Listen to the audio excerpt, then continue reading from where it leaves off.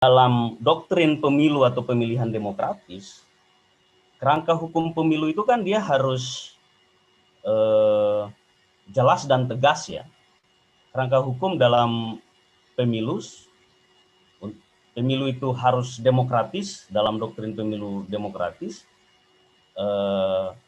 Salah satu unsur penting dari untuk kita bisa menghadirkan pemilu yang demokratis itu adalah bahwa putusan itu kerangka hukumnya itu harus bersifat jelas dan tegas, lex stricta dan lex scripta di situ.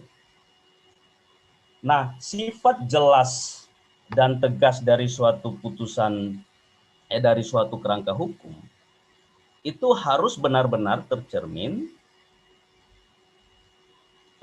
secara gramatikal dalam kerangka hukum itu.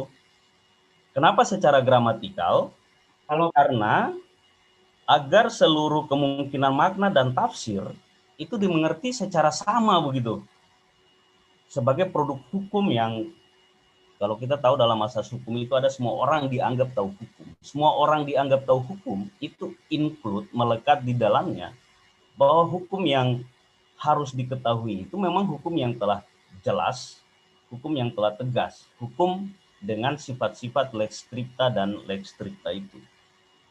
Sehingga semua yang difiksikan ya, semua orang dianggap tahu hukum itu, dari ujung Aceh sampai dengan ujung Papua, itu harus mengerti kerangka hukum itu. Kerangka hukum yang dimengerti itu titik koma,